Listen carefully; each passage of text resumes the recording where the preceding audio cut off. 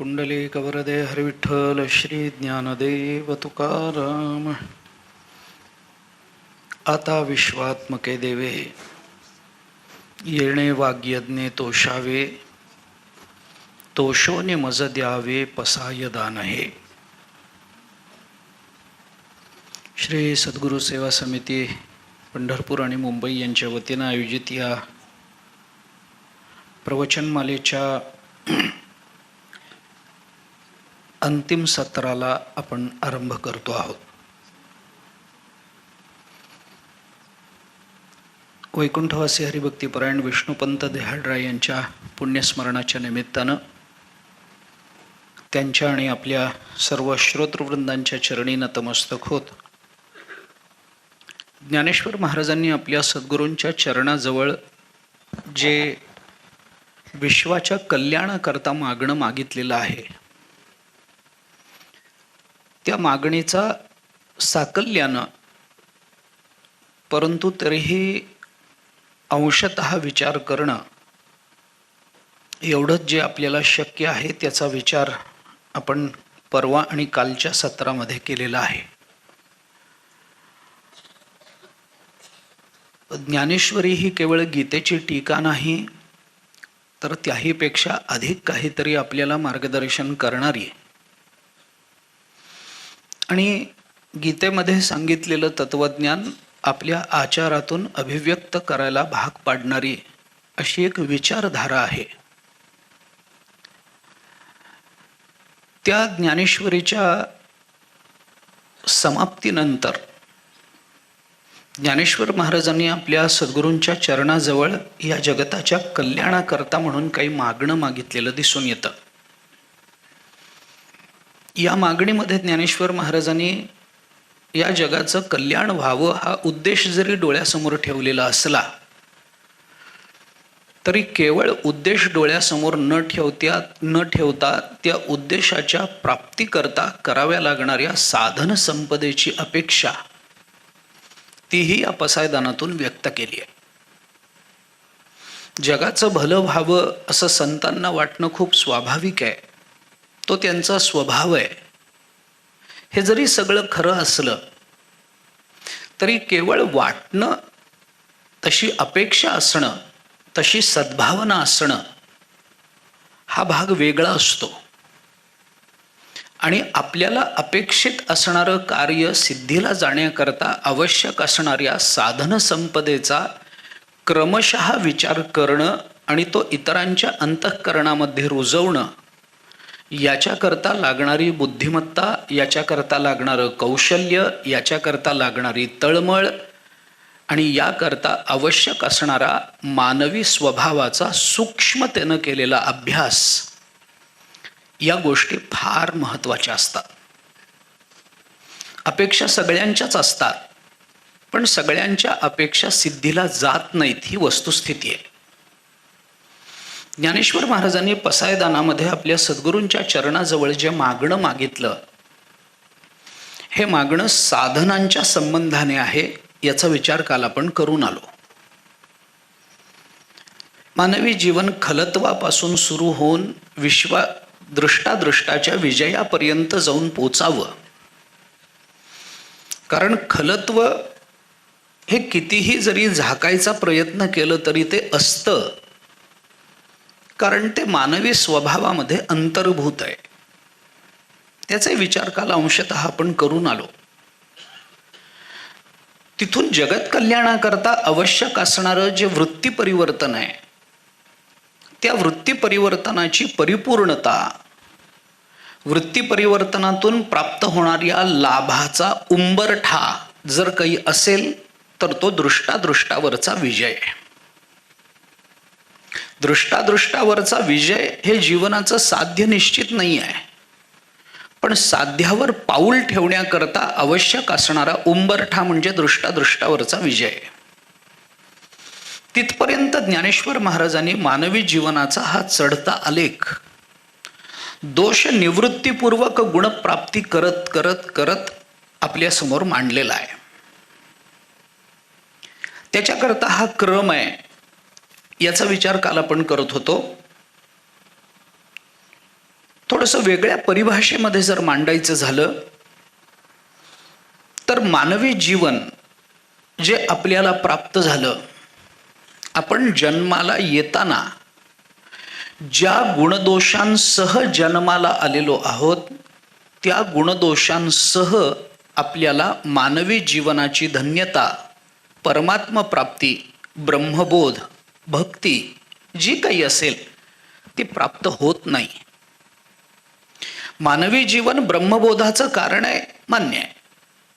पण जसं जीवन, जसा जन्म आपल्याला मिळाला आणि ज्या गुणदोषांसह आपण जन्माला आलो, त्या गुणदोषांसह ब्रह्मप्राप्ती किंवा जीवनाची धन्यता, इति कर्तव्यता आपल्याला होत नाही, प्राप्त करून घेता येत नाही. कारण माणसाचं जीवन जसं गुणांनी युक्त आहे तसं दोषांनी युक्त आहे. सगळे दोष म्हणजे मानवी जीवन नाहीये आणि सगळे गुण म्हणजे मानवी जीवन नाहीये. काही गुण आहेत, काही दोष आहेत. गुणदोष पूर्वजन्माच्या कर्मावर जर अवलंबून असले आणि आहेत, तर त्या दृष्टीनं पापात्मक कर्म आणि पुण्यात्मक कर्मातून प्राप्त होणारे जन्मजन्मांतराला कारण ठरणारे जे दोष असतात, ते मानवी देह प्राप्त झाला की अत्यंत नैसर्गिक रीतीनं अथवा स्वाभाविक रीतीनं आमच्या जीवनामध्ये येतच असतात. ते इतके स्वाभाविक आहेत की ते दोष आपल्या ठिकाणी आहेत याची जाणीवही आपल्याला होत नाही. आणि जर कोणी करून देण्याचा प्रयत्न केला तर ती जाणीव करून घेण्याची तयारीही बहुतांश वेळेला नसते. दोष दाखवणं हे जेवढं सोपं असतं, तेवढे दाखवलेले दोष स्वीकारणं हे सोपं नसतं. आमच्या ठिकाणी दोष आहेत हे आम्हाला कळत नाही असं नाही आहे, पण आम्हाला ते मान्य करायचं नाही आहे. आमची अडचण इथे आहे. आम्हाला माहीत नाही असं नाही, कारण त्याचं असं आहे. अनेक कारणं मानसशास्त्राच्या दृष्टीने सांगता येतील. ज्ञानेश्वर महाराजांनी 16व्या अध्यायामध्ये तशा अर्थाचं चिंतन केलंय. आसुरी संपत्तीचा विचार करताना ज्ञानेश्वर महाराजांची आसुरी संपत्तीची प्रस्तावना आणि आसुरी संपत्तीच्या कारणांचा विचार करत असताना केलेलं विवरण, या दोन्हीचा समन्वय करून जर आपण ज्ञानेश्वर महाराजांचा विचार लक्षात घेतला तर ज्ञानेश्वर महाराजांनी जेवढं बारकाईनं चिंतन केलं ना, तेवढं चिंतन आपल्याला गीतेच्या कोणत्याही भाष्यामध्ये दिसणार नाही. अगदी जगद्गुरु शंकराचार्यांच्या भाष्यातही ते सापडणार नाही. त्या दृष्टीने जरी आत्ता मला बोलायचं नसलं तरी सुद्धा आमच्या जीवनात दोष आहेत हे सहसा कोणी मान्य करत नाही. स्वामी वरदानंद भारतींचं एक वाक्य मला फार आवडलं. त्यांनी फार छान विचार या संबंधामध्ये मांडला. त्यांनी एका लेखामध्ये असं लिहिलं की मनुष्य हा नेहमी दुसऱ्याचा न्यायाधीश आणि स्वतःचा वकील होत असतो.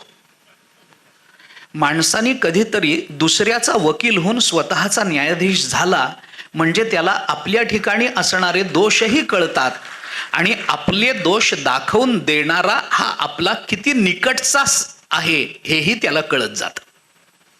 हे कधी ना कधीतरी झालं पाहिजे.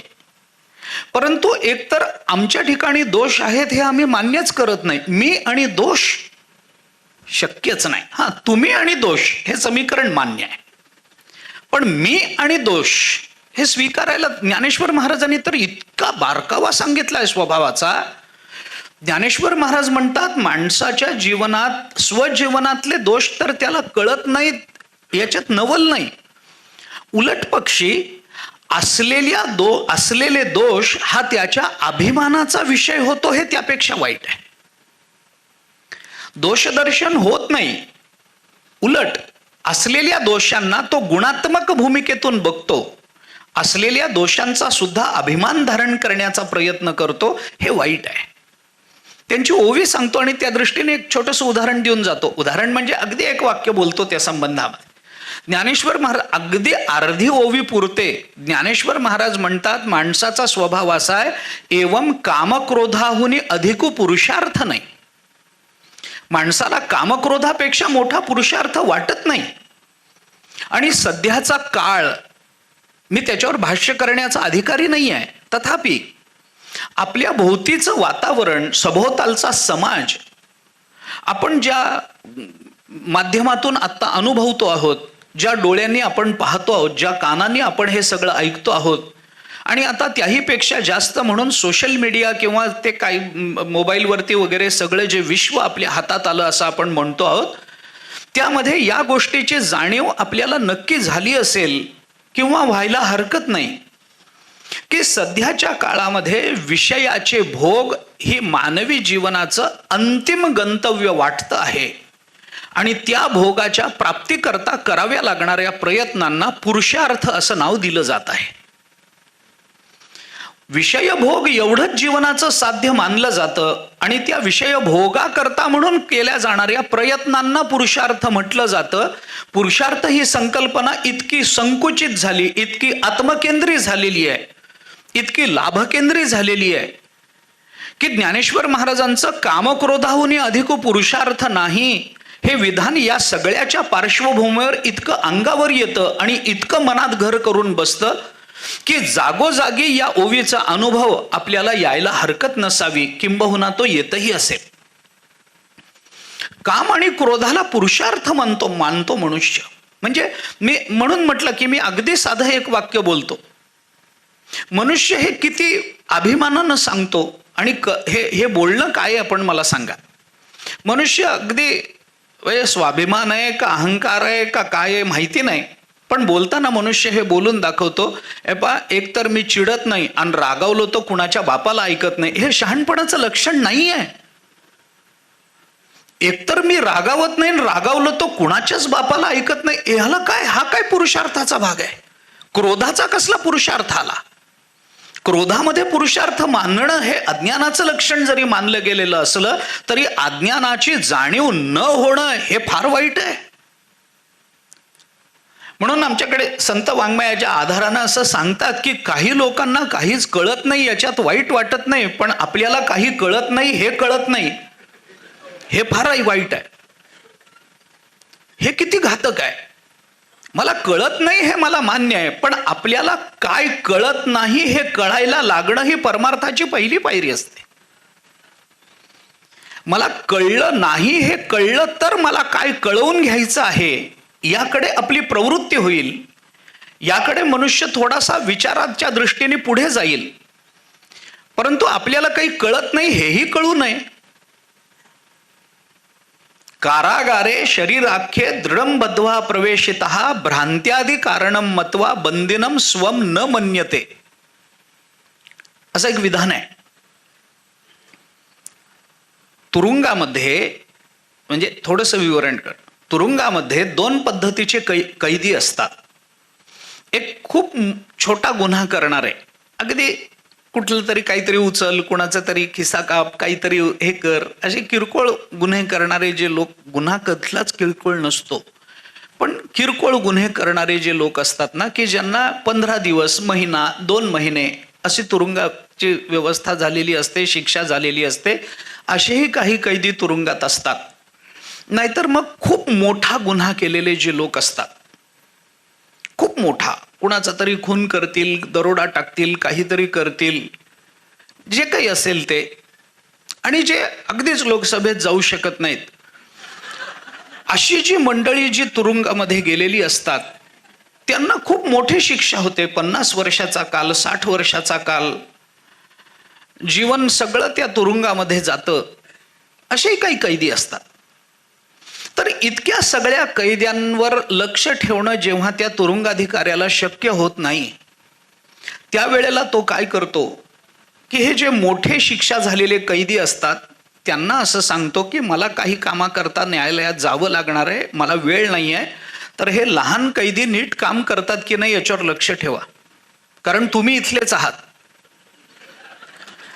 हे लवकर जाणार आहे, तर हे नीट काम करतायत की नाही जरा लक्ष ठेवा. म्हणजे हे उदाहरण आलंय. आणि मग तो जो मोठा कैदी असतो, खूप मोठी शिक्षा झालेला, तो त्या दगड फोडणाऱ्या त्या कैद्यासमोर जाऊन उभा राहतो, कमरेवर हात ठेवून सांगतो, तू तुरुंगात आहेस, नीट काम कर, आणि मग तू कुठेस? दुसऱ्याचं बंधन जेवढ्या स्पष्टपणाने कळतं बंदिनम स्वम न मन्यते हा दोष आहे ना. आम्ही स्वतः बंधनात आहोत हे आम्हाला कळत नाही, हा दोष आहे. म्हणून हा विस्तार जरी झाला असला तरी मांडायचा मुद्दा हा आहे की मनुष्य जसा जन्माला येतो तसा तो परमार्थाचा अधिकारी होत नाही, कारण तो गुणदोषांनी युक्त असतो. आणि मग परमार्थाचा अधिकार येण्याकरता त्याला काहीतरी करावं लागतं. आपल्या जीवनातल्या दोषांची निवृत्ती करावी लागते. परमात्मा प्राप्ती करता आवश्यक असणाऱ्या गुणांची प्राप्ती करून घ्यावी लागते. त्याच्याकरता प्रतिबंधक ठरणाऱ्या दोषांना आपल्या स्वभावातून, आपल्या जीवनातून हळूहळू निवृत्त करावं लागतं. ते एकदम होणारं नसतंच, पण हळूहळू त्याला निवृत्त करावं लागतं. सगळंच एकदम होणार नाही. मग हे करणं, आपण परमार्थ करतो म्हणजे तरी नेमकं काय करतो? हातामध्ये जपमाळ घेऊन परमार्थ बसणं, याला परमार्थ म्हणायला संत तरी तयार नाहीत. नुसतं देवासमोर बसणं, देवाकडे बघत राहणं हा परमार्थ नव्हे. काहीतरी सद्ग्रंथ वाचणं हा परमार्थ नव्हे. अखंड नामस्मरण करणं हा परमार्थ नव्हे. हे सगळं जरी परमार्थामध्ये मोडलं जात असलं, मांडलं जात असलं, तरी हे गौणार्थानं याला परमार्थ म्हणतात. मुख्यार्थानं परमार्थ नाही. तीर्थयात्रा करणं, दानधर्म करणं हा परमार्थ नाही आहे. याला गौणार्थानं परमार्थ म्हणतात, मुख्यार्थानं नाही. खऱ्या परमार्थाकरता हे करावं लागतं म्हणून करणं चालू आहे. पण खरा परमार्थ म्हणजे दान नव्हे. खरा परमार्थ म्हणजे जपमाळ घेऊन बसणं नव्हे. खरा परमार्थ म्हणजे तीर्थयात्रा करणं नव्हे. मग आम्ही हे सगळं करावं की करू नये? अवश्य करावं.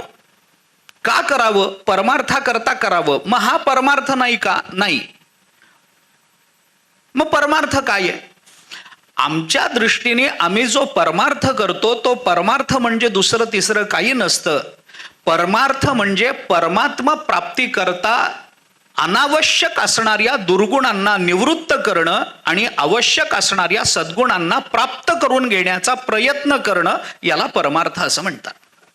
परमार्थाची ही मूळ व्याख्या आहे. मग त्याच्याकरता तुम्ही दानधर्म करा, त्याच्याने अंतःकरण शुद्धी होईल, काहीतरी एखादा सद्गुण प्राप्त होईल. दानधर्म करा, कशा करता? आपल्या संपत्तीवरचं ममत्व कमी होईल.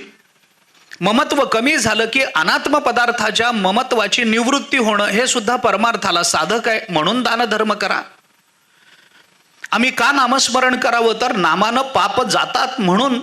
पापाचे कळप पळती पुढे. नामानं पुण्य प्राप्त होतं म्हणून हरिमुखे म्हणा, पुण्याची गणना कोण करी? हे सगळं कशा करता आहे? तर परमार्थ या संकल्पनेमध्ये एवढंच बसतं की परमार्थ करणं म्हणजे पारमार्थिक दृष्टीनं आमच्या दोषांची निवृत्ती करणं आणि परमात्मा प्राप्ती करता आवश्यक असणाऱ्या गुणांना प्राप्त करून घेणं. माझा परमार्थ त्या दिवशी सिद्धीला जाईल ज्या दिवशी माझ्या जीवनामध्ये ज्ञानेश्वर महाराजांचं दर्शन घेण्याची योग्यता प्राप्त होईल. ज्या दिवशी मी भगवंताच्या दर्शनाची योग्यता माझ्या ठिकाणी येईल की माझ्या जीवनामध्ये पारमार्थिक दृष्टीने दोष राहणार नाही, पण दर्शनाची योग्यता माझ्या ठिकाणी यावी याच्याकरता आवश्यक असणाऱ्या सद्गुणांचं केंद्र म्हणजे माझं अंतःकरण होईल, त्या दिवशी मला परमार्थ स्वतंत्रतेनं करण्याची गरज राहणार नाही. कारण एवढं सगळं होण्यामध्ये परमात्मा स्वतःहून माझ्याकडे चालत येईल. न लगती सायास जावे वनांतरा, सुखे येतो घरा नारायण. हे तुकाराम महाराजांचं बोलणं कोणत्या अर्थाने आहे? दोष निवृत्ती आणि गुणप्राप्ती याच्याकरता केल्या जाणाऱ्या प्रयत्नांना साधन संपदा म्हणतात. याच्याकरता केल्या जाणाऱ्या प्रयत्नांना परमार्थ अशी संज्ञा दिली जाते. ज्ञानेश्वर महाराजांनी ती भूमिका मांडत असताना दोष निवृत्ती आणि गुणप्राप्ती झाली पाहिजे याच्याकरता म्हणून खळांची व्यंकटी सांडो हा दोष गेला पाहिजे. सत्कर्मी रती वाढावी हा गुण आला पाहिजे. याचा परिणाम म्हणून भूता परस्परे पडो मैत्र जीवाचं हे झालं पाहिजे. आमचं दुरिताचं तिमिर गेलं पाहिजे म्हणजे दोष निवृत्ती झाली पाहिजे. आम्हाला स्वधर्माचा सूर्य दिसला पाहिजे म्हणजे आम्हाला सद्गुणांची प्राप्ती झाली पाहिजे. आणि याचा परिणाम म्हणून जो जे वांछिल तो ते लाहो प्राणिजात हे आम्हाला मिळालं पाहिजे. परमार्थाची जी बीजसूत्र आहेत, परमार्थाच्या ज्या भूमिका आहेत, या भूमिका ज्ञानेश्वर महाराजांचा हा फार मोठा स्वभाव विशेष आहे. ज्ञानेश्वरी वाचताना आपल्याला हे जास्त चांगल्या पद्धतीनं जाणवेल, कदाचित जाणवलंही असेल. पण ज्ञानेश्वर महाराज सिद्धांताची पेरणी, सिद्धांताची मांडणी इतकी सहज आणि लीलया करत असतात की सिद्धांत आत्मसात होईपर्यंत आपण पारमार्थिक झालेलो आहोत हे साधकाला कळतही नाही. इतकी सहज आणि सरळ मांडणी ज्ञानेश्वर महाराज करतात. एखाद्या लहान मुलाला समजावून सांगावं असं ज्ञानेश्वर महाराजांचा एखादा दृष्टांत आणि एखादा सिद्धांत, या दृष्टांतामध्ये सगळे अडकतात, विद्वानही अडकतो. ज्यांना आपल्या दृष्टांतात विद्वानांना स्तिमित करण्याचं सामर्थ्य ज्यांच्या ठिकाणी आहे, त्यांच्या सिद्धांतामध्ये भगवान श्रीकृष्ण स्तिमित होणार नसतील तर आश्चर्य आहे. हे आश्चर्य आहे. वाटेल ते करण्याचं सामर्थ्य आहे. मला त्यांच्या चरित्रात जाऊन आता चमत्कृतीचा विचार करायचा नाही, पण त्यांनी स्वतःनी भगवंताच्या मुखातून बोलताना आपलं बोलणं हे कसं आहे हे फार छान सांगितलंय. ज्ञानेश्वर अर्जुन जेव्हा 13व्या अध्यायामध्ये भगवंताला विचारतोय की देवा, हे आत्मतत्वाचं बोलणं हे मला तुम्ही पुन्हा एकदा सांगता का, त्यावेळेला भगवंताने अर्जुनाला सांगितलं, अर्जुना तुला कळत नाही हे मला आधीच माहिती होतं. मी तुझ्या हे कानावर असावं म्हणून सांगितलंय, पण तुला समजून घ्यायचं असेल तर मी समजावून देतो. आणि आपली समजून देण्याची पद्धत कशी आहे हे सांगताना मातेचं उदाहरण देऊन ज्ञानोबाराय सांगतात, आम्ही असं समजून देऊ की एक घास विसाठाई कीजे. आई जेव्हा लहान बालकाला भरवते, त्याला दूध भात भरवते, त्यावेळेला ताटलीमध्ये, त्या ताटामध्ये असणारा सगळाच दूध भात एकत्रित गोळा करून जर ती त्याच्या तोंडात घालत असेल तर ती त्याची सख्खी नसली पाहिजे, आई नसली पाहिजे. मग ती काय करते तर त्याच भाताचे छोटे छोटे छोटे घास करते. हा चिऊचा, हा काऊचा, हा मामाचा, हा मामीचा, हा मावशीचा, बहुतेक सगळे घास माहेरचे असतात. सासरचा घास नाही त्याच्या तोंडात जायचा.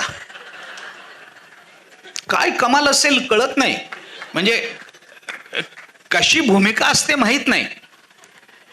पण तुम्ही दिराचा घास कधी खाल्लाय का तुम्ही? नंदेचा घास कधी खाल्लाय? जावेचा घास कधी खाल्लाय लहानपणी? तुम्ही ना खाल्लाय ना खाऊ घातलाय, मला 100% माहिती आहे. म्हणून तर मुलं काकाच्या ऐवजी मामा करतात, आहे ना? असं होतं की नाही? तर होतं. मग हे एकच घास असतो मोठ्या माणसाचा, पण त्याचे 20 घास करते ती आई. आणि छोटे छोटे छोटे छोटे घास करून वेळ लागला तरी त्याला सगळं भरवते, म्हणून 13वा अध्याय मोठा झाला.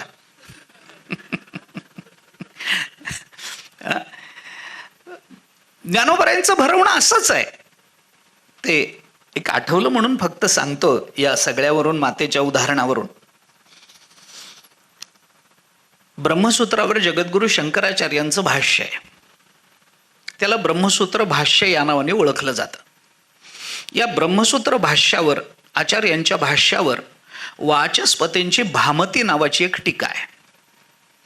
ही भामती टीका संस्कृत म्हणजे या सगळ्या भाष्यामध्ये एक अत्यंत गंभीर आणि प्रगल्भ टीका समजली जाते. भामती खरंच त्याची भाषा तशीच आहे, प्रगल्भ भाषा आहे, गंभीर भाषा आहे.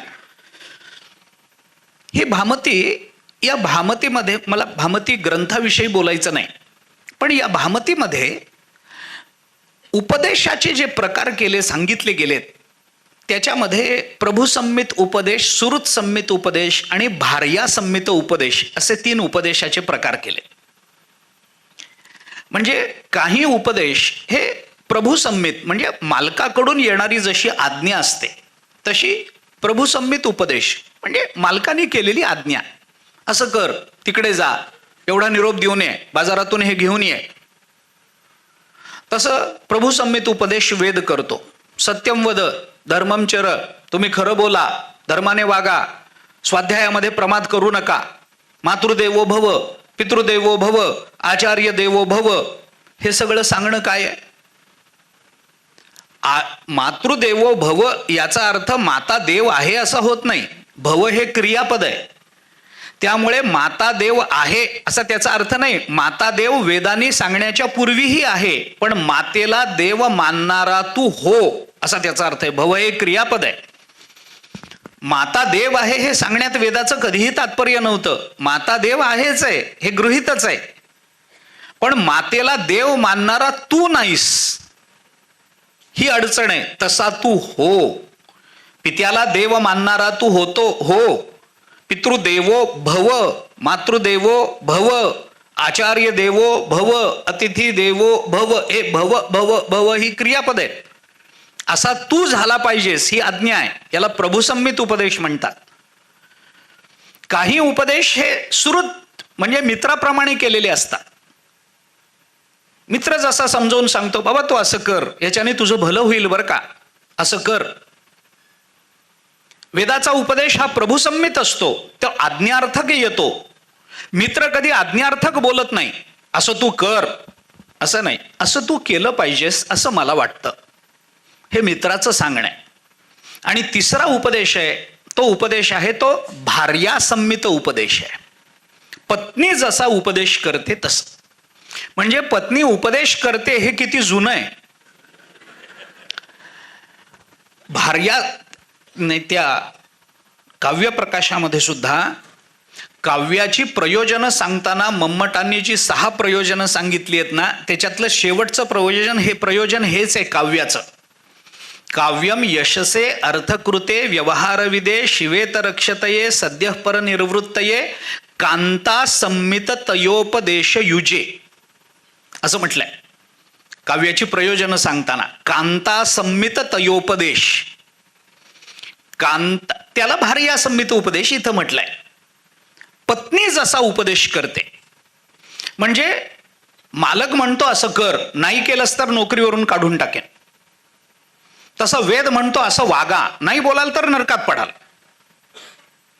दुसरा उपदेश सुहृद संमित उपदेश आहे. सुहृद संमित उपदेश हा आपल्याला पुराणापर्यंत श्रुती सोडून स्मृती आणि पुराणांपर्यंत आपण आलो तर हा सगळा आम्हाला उपदेश की तुम्ही असं वागलं पाहिजे, तुम्ही असं वागावं, तुम्ही वागावं अशी देवाची इच्छा आहे, त्याच्याने देवाला बरं वाटेल अशा पद्धतीचा जो उपदेश केला जातो ना, द्वादशे हनी पिता नाम कुर्यात इति ईश्वरेच्छा, अशा पद्धतीचे उपदेश आहेत ना. धर्मसिंधू मधला उपदेश आहे हा. द्वादशे हनी पिता नाम कुर्यात, 12व्या दिवशी वडिलांनी नाव ठेवावं अशी ईश्वराची इच्छा आहे. मुलाला नाव कधी ठेवावं, बारसं कधी करावं या संबंधात शास्त्राज्ञ आहे. 12व्या दिवशी वडिलांनी नाव ठेवावं इति ईश्वरेच्छा, अशी ईश्वराची इच्छा आहे. हे आत्यामधून का घुसवली गेली दरम्यानच्या काळात हे कळलं नाही, पण 12व्या दिवशी वडिलांनी नाव ठेवावं असं शास्त्रवचन आहे आणि नाव वडिलांनीच ठेवावं. आत्याला का मध्ये घातलंय माहित नाही, कोणाच्या सुपीक मेंदूत आलं देव जाणे, पण ते आलं. जे काही असेल शास्त्रात रूढीर बली असी या न्यायानं आलं, आपल्यापर्यंत पोचलं, आपणही तेच करतो असो. पण ही ईश्वर इच्छा आहे असं म्हणून सांगणारे जे उपदेश असतात ना, तो मित्र असं सांगतो तू असं करावंस असं मला वाटतं, मग माणूस ते करतो. हा सुहृद संमित उपदेश आहे. आणि भार्या संमित उपदेश ती आज्ञाही करत नाही, ती असं करा असं नाही म्हणत. तुम्ही असं करावं असं मला वाटतं असं ती म्हणत नाही. तुम्ही असं करता ना म्हणलं की तो करतो. त्याला फार लांबवायचं नसतं. असं करा तुम्ही, असं तुम्ही माझ्यासाठी असं नाही, तुम्ही असं करता ना, मग तो म्हणतो हो असंच करणार होतो मी. ते कोणत्या कारणाने काय कारणाने हा माझ्या प्रवचनाचा विषय कधीच नव्हता, परंतु हे 3 उपदेश आहेत. मुद्दा हा आहे की ज्ञानेश्वर महाराजांनी केलेले उपदेश याच्यामध्ये कुठे बसवायचे. ज्ञानेश्वर महाराज आज्ञार्थक बोलतात का, ज्ञानेश्वर महाराज मित्राप्रमाणे बोलतात का, पत्नीप्रमाणे बोलतात का. काव्यातून आलेले जे उपदेश असतात ना, ते भार्यासंमित उपदेशाचं उदाहरण आहे. पुराणादिकांचे उपदेश हे सुहृद संमित उदाहरण आहे, उपदेशाचं उदाहरण आहे. आणि वेदातली आज्ञार्थक वाक्य ही प्रभुसंमित उपदेशाचं उदाहरण आहे. मग संत वाङ्मय कुठे आहे. ज्ञानेश्वर महाराज ज्ञानेश्वरी कशात बसवायची, तर ज्ञानेश्वरी या तीनही प्रकारामध्ये बसत नाही. ना ती प्रभुसंमित उपदेशात बसते, ना ती सुरतसंमित उपदेशात बसते, ना ती भार्यासंमित उपदेशामध्ये बसते. ज्ञानेश्वरी बसते त्या उपदेशाला मातृसंमित उपदेश असं म्हणतात. हा मातृसंमित उपदेश आहे. एक घास विसाठाई कीजे ही ज्ञानेश्वर महाराजांची समजून देण्याची पद्धत आहे. ज्ञानदेव सांगे दृष्टांताची मात ही ज्ञानेश्वर महाराजांची उपदेशाची रीती आहे, पद्धत आहे. आणि हे सगळं कशा करता मी सांगत होतो की मुद्दा मुळात तोच आहे, हे विस्तार होत जाईल याचा. परंतु आपल्या गुणदोषांसकट आपल्याला हे करता येत नसेल तर आपल्या दोषांची निवृत्ती आणि गुणप्राप्तीतून प्राप्त होणारी फलश्रुती याचा विचार करत करत करत पसायदान आपल्याला दोष निवृत्ती करता आणि गुणप्राप्ती करता चित्ताची जी योग्यता लागते, जो अधिकार लागतो, त्याच्यामध्ये चित्ताचं जे परिवर्तन व्हावं लागतं, त्या परिवर्तनाची सूत्र या पसायदानामध्ये मांडतात. म्हणून पसायदान ही नुसती मागणी नाही तर माणसाच्या वृत्ती परिवर्तनाची आचारसंहिता आहे असं म्हणायला हरकत नाही. पसायदान माणसाचं वृत्ती परिवर्तन करतं. आणि पहिल्याही कालही बोललो आपण, परवाही बोललो, वृत्ती परिवर्तन हे इतकं सूक्ष्मतेनं होत असतं. माणसं म्हणतात ना, अहो जग काय बदललं, असं जग बदलत नाही हो. जगाची विचारधारा आणि जगाची विचारसरणी अशी एका रात्रीत कधी बदलत नसते. मग जग बदलतं म्हणजे काय होतं? जग बदलत नाही. लोकांना, सामान्य जनांना आंधळेपणानं ज्यांच्या मागे जाण्याची सवय असते ते नेतृत्व विचाराने बदललं की मागचा समाज डोळे झाकून बदलत असतो आणि आम्हाला वाटतं समाज बदलतो. याच्याकरता ज्ञानेश्वर महाराजांना शेवटी हे विशेष मागावं लागलंय की आणि ग्रंथोपजीवी ये विशेषी लोकी ये. नेतृत्व बदल हे वृत्ती परिवर्तनातून होतं आणि त्या परिवर्तनाला बघत बघत माणसाची वृत्ती परिवर्तन सूक्ष्मतेनं होत असतात. म्हणून या वृत्ती परिवर्तनातून समाज परिवर्तनाचा हा जो प्रवास आहे हा ज्ञानेश्वर महाराजांनी अवघ्या 9 ओव्यांमध्ये मांडलाय. 9. काय सामर्थ्य असेल, संकोच करण्याची काय ताकद असेल विचाराची. जसं ज्ञानेश्वर महाराजांचंच उदाहरण जर द्यायचं झालं तर ज्ञानेश्वर महाराज म्हणतात, सविस्तर वटत्व जैसे बीज कणिके माझी असे. वडाचं बीज किती असतं? अरे एकदम बारीक. ते असं बाजारात मिळत नाही. वडाच्या झाडाची लागवड केल्याची उदाहरणं तुम्हाला कुठेच दिसणार नाहीत. वडाला लागलेली फळं कावळा खातो. कावळ्याला ते बीज त्या फळातलं पचत नाही. ते त्याच्या विष्ठेतून कुठेही पडतं आणि जिथे पडतं त्याच्यावर पाऊस पडला की तिथून वडाचं झाड तयार होतं. मग ते भिंतीवर होईल, मग ते जमिनीवर होईल, मग कुणाच्या अंगणातल्या कशावर होईल, कुठेही होऊ शकेल. सविस्तर. मग त्याचा वटवृक्षाचं सविस्तरत्व किती आहे, त्याचा विस्तार किती आहे? अरे खूप मोठा विस्तार, खूप मोठा विस्तार. पण हा सगळा विस्तार बीज कणिके माझी. बीज कणिकेमध्ये एवढंच बीज असतं, त्यामध्ये एवढा सविस्तर वटवृक्ष राहत असतो. तसं ज्ञानेश्वरीचा वटवृक्ष, जीवनाच्या परिवर्तनाचा वटवृक्ष, सकलांचं सगळं जीवन हे परमात्मा प्रवृत्त होत परमात्मा स्वरूपाला, व्यापकत्वाला प्राप्त व्हावं, ही सगळं सविस्तर वटत्व हे जर कशामध्ये सामावलं असेल तर ती बीज कणिका म्हणजे हे पसायदान आहे. 9 ओव्या आहेत. पण याच्यामध्ये ज्ञानेश्वर महाराजांनी इतका व्यापक विषय आपल्या डोळ्यासमोर ठेवला, आपल्या विचारांच्या धारणा बदलून टाकल्या. आणि हे सगळं करताना ज्ञानेश्वर महाराजांची भूमिका त्याच्यातली जर बघितली तर ती इतकी सहज आहे, इतकी सरळ आहे. नकळतपणाने ज्ञानेश्वर महाराजांनी या मागण्या आपल्या करता, तुमच्या आमच्या करता मागितल्या आहेत की म्हणणाऱ्यांना अंतर्मुख होता यावं आणि या मागण्या त्यांच्या कृपेनं प्राप्त होतील. याही पेक्षा म्हणताना अंतर्मुख वृत्ती झाली तर फक्त त्यांची कृपा हा साक्षीभाव राहील आणि त्याच्याकरता आपल्याकडून प्रयत्न केले जातील. या सद्भावनेनं ज्ञानेश्वर महाराजांनी या पसायदानाच्या भूमिका तुमच्या आमच्या समोर मांडलेल्या दिसून येतात. या पसायदानातल्या मागण्यांचा आपण काल विचार करून आलोय, अगदी धावता. आजही मला विस्तार करता येईल असं नाही आहे, पण मला सूत्र रूपाने का होईना हा विचार संपवावा लागेल. ज्या मागण्या ज्ञानेश्वर महाराजांनी मागितल्यात, आपण पहिल्या दिवशी बोललो 6 मागण्या आहेत. आज आपण दुसरा विचार केलाय, त्याच्यामध्ये दोषनिवृत्ती गुणप्राप्ती परिणाम, दोषनिवृत्ती गुणप्राप्ती परिणाम हा विचार आत्ता बोलून दाखवला. या सगळ्याचा साकल्यानं विचार करताना सगळ्यात मोठी अडचण ही आहे की या 6 मागण्या, जो जे वांछिल तोते लाहो प्राणीजात इथपर्यंत, या मागण्या, याच्यात सोपी मागणी कोणती आहे की त्याने मागावं आणि आम्हाला मिळावं. लहान मूल भूक लागली की आईकडे जातं, आई मला काहीतरी दे. मग आई त्याला काहीतरी चिवडा देते, काहीतरी बिस्किट देते, चॉकलेट देते, खडीसाखर देते, लाडू देते, जे काही देईल ते देईल. हे मागितल्यानंतर आईने जेवढ्या सहजतेनं आईने दिलेलं असतं तेवढ्या सहजतेनं हे आपल्याला मिळणार आहे का? की ज्ञानेश्वर महाराज आमची आई आहे म्हणून तिने तिच्याकडे आम्ही मागावं किंवा तिने त्यांच्या सद्गुरूंकडे मागावं आणि त्याने आम्हाला हे देऊन टाकावं, की ज्ञानेश्वर महाराजांनी म्हणावं जे खळांची व्यंकटी सांडो आणि निवृत्तीनाथ महाराजांनी तथास्तु म्हणावं आणि दुसऱ्या दिवशी सगळं जग सज्जन व्हावं. हे इतकं सोपं आहे का? खळांची व्यंकटी सांडली जाते का?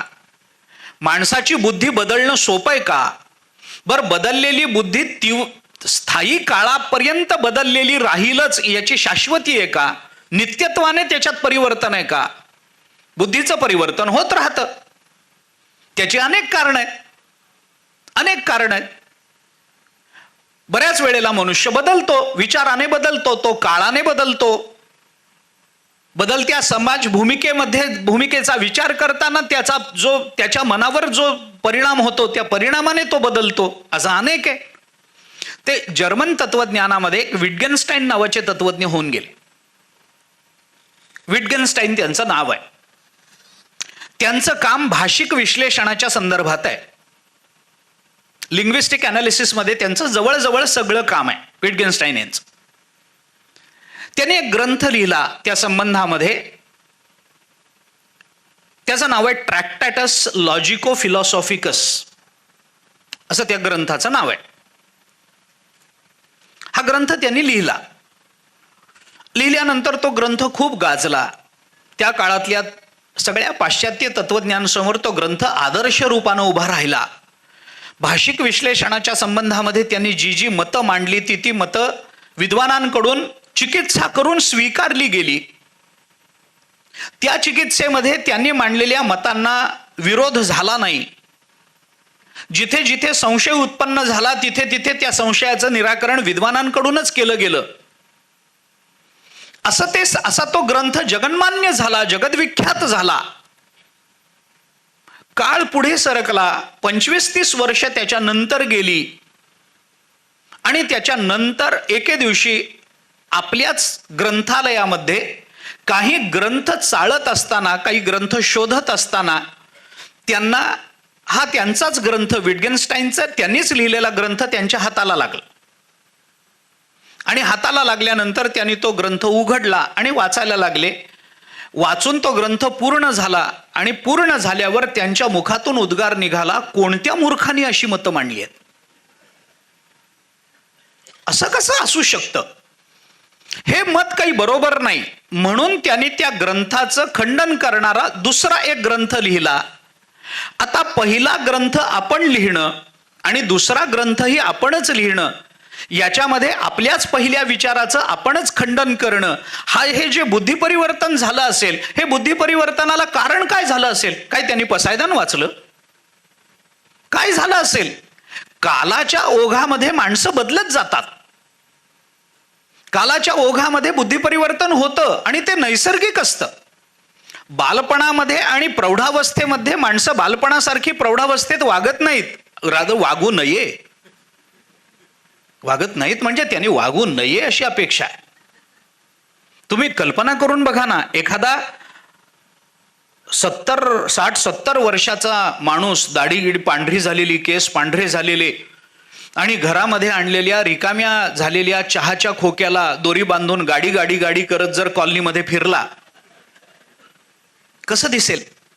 त्याने तसं वागू नये हे तुकोबारांनी म्हटलंय. वयाच्या प्रबोधे विचार जा नाही, समानतो देही बालकाच्या, असं तुकाराम महाराजांचं म्हणणं आहे. हे का बोलतो मी? बुद्धी परिवर्तन ही सोपी गोष्ट नाही. खळांची व्यंकटी सांडू सोपं आहे का? अहो, तुकाराम महाराजांसारख्या महात्म्यांना सुद्धा देवाजवळ याची प्रार्थना करावी लागली की देवा, दुर्बुद्धी ते मना कदा नुपजो नारायणा. हे नारायणा, आमच्या ठिकाणी कधीही दुर्बुद्धी निर्माण होऊ देऊ नका. हे देवाला मागावं लागावं इतकं अवघड आहे? आमच्या ठिकाणी दुर्बुद्धी होऊ नये हा आमच्या बुद्धीचा विषय नाही का? पण बऱ्याच वेळेला आपली बुद्धी सुद्धा मनाच्या मागे धावते. हेही कारण ज्ञानोबारांनी सांगितलंय. वृत्तीच्या मागे, मनाच्या मागे बुद्धी धावते. बुद्धीच्या मागे मनाने गेलं पाहिजे तर मन स्थिर होतं. कारण बुद्धी निश्चयात्मक आहे. व्यवसायात्मिका बुद्धी एकेह कुरुनंदन बहुशाखा यनंताश्च बुद्धयो अव्यवसायी नाम. गीता बोलते, 2रा अध्याय.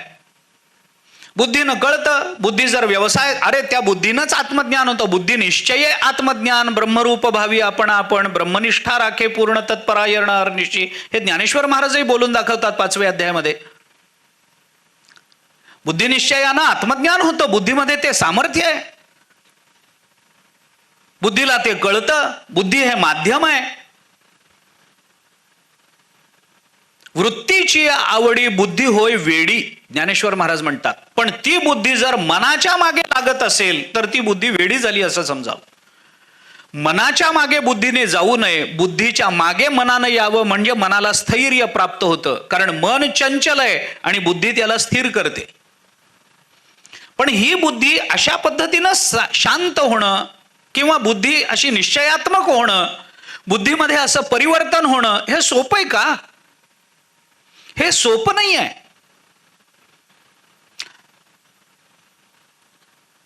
विचार करा. मी उगी एक उदाहरण आठवलं म्हणून आपल्या समोर ठेवतो फक्त.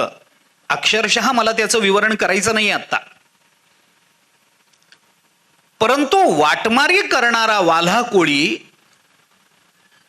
जो वारुळातून बाहेर पडतो तो वाल्मिक ऋषीहून बाहेर पडतो, याच्यामध्ये काही काळ गेलाच नसेल. अंगावर वारुळ जमा होईपर्यंत साधना व्हावी तर वाटमारी करणाऱ्याचा ऋषी होतो. याला काही काल आहे का नाही? हे बुद्धी परिवर्तन काही काळामध्ये झालंय. माणसाची बुद्धी बदलते बऱ्याच वेळे. महाभारताने 2-3 कारणं सांगितली आहेत. तुकाराम महाराजांनी म्हटलंय, आशा ते करविते बुद्धीचा तो लोप, संदेह ते पाप कैसे नव्हे. माणसाच्या ठिकाणी आशा निर्माण झाली की ती आशा बुद्धीचा लोप करवतेच. कारण वासना निर्माण झालेल्या, आशा निर्माण झालेल्या माणसाला बुद्धी वापरायची सवयच नसते. तो बुद्धी बाजूला ठेवूनच विषयाच्या मागे धावत असतो.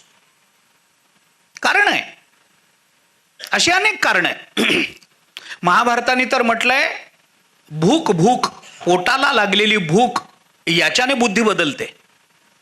महाभारताचं क्षुधा निर्णुदती प्रज्ञाम धर्मबुद्धीम व्यपोहती, महाभारतात वचन आहे. क्षुधा निर्णुदती प्रज्ञाम, भूक माणसाची बुद्धी बदलवून टाकते. आणि ही वस्तुस्थिती आहे. अपराध करणारी बहुतांश माणसं पोटाकरताच करत असतात. भूक लागलेल्या माणसाला 2 दिवसापासून पोटामध्ये अन्नाचा कण नाही, त्या माणसाला समोर जर भाकरी दिसली तर तो हा विचार करतो का की ही ज्वारीची आहे का बाजरीची आहे? तो हा विचार करतो का की या भाकरी बरोबर आपल्याला जेवणाकरता दुसरा कोणता पदार्थ आहे? जो पदार्थ आहे तो आपल्याला आवडेल का? ही भाकरी दुसऱ्या कुणाच्या मालकीची आहे? कोण इथे ठेवून गेलं?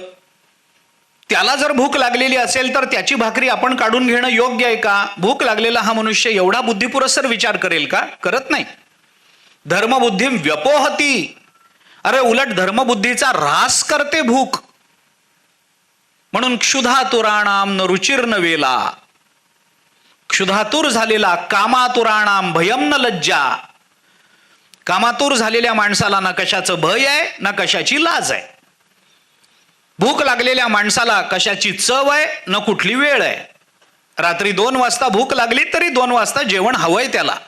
आता जाऊ दे, उद्या सकाळी जेवू असा तो विचार करत नाही. वेळेचा काळाचा विचार केला जात नाही. बुद्धी बदलते. बर, बदललेली बुद्धी कायम तशीच राहते का? तर राहत नाही.